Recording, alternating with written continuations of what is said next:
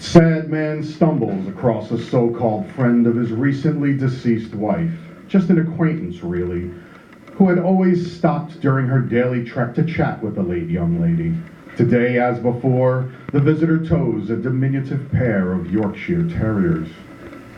A car wreck? She both asks and states simultaneously.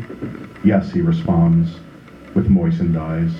Though the police reported she perished on impact. No wonder, she surmises aloud, driving in that death trap of a Ford Pinto wagon. She gasps, reaches a hand to her lips, belatedly realizing the grieving husband had recently given the small station wagon to his late wife for her 33rd birthday, realizing her statement would have been better left unspoken, its veracity notwithstanding. Ripping the leash from her left hand, without hesitation he begins swinging one of the dogs in a series of swirling motions. He gains momentum, spinning multiple times in a repeated pattern of circles, growling like a Celtic warrior in a hammer throw competition, poised to win. She pleads with the wide-eyed shell of a man to put down poor Rex.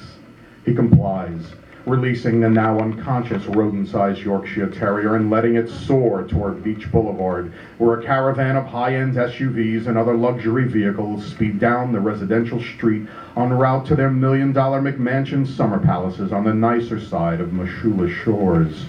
Most of the drivers miss, indeed are oblivious to, the flying dog, except for one drunk-driving Range Rover owner who overreacts to the appearance of the purebred puppy, which is now skipping across the boulevard like a pebble dancing along the surface of a once-still pond.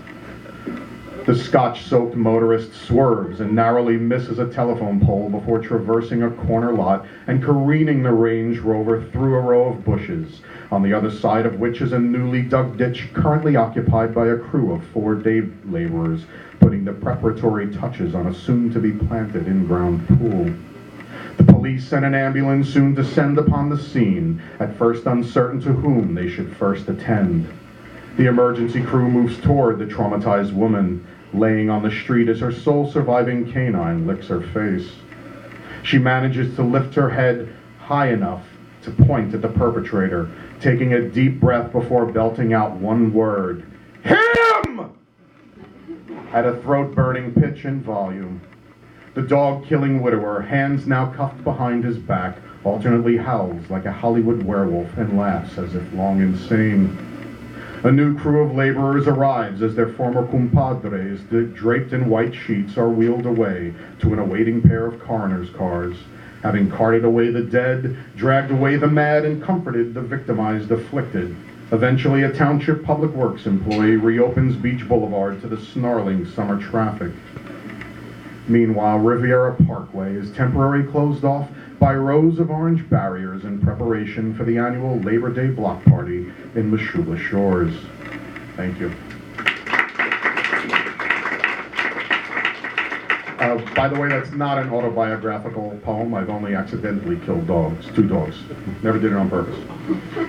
All right, next up we have Andrew James Weatherhead, and he was born in Chicago and is an Eagle Scout.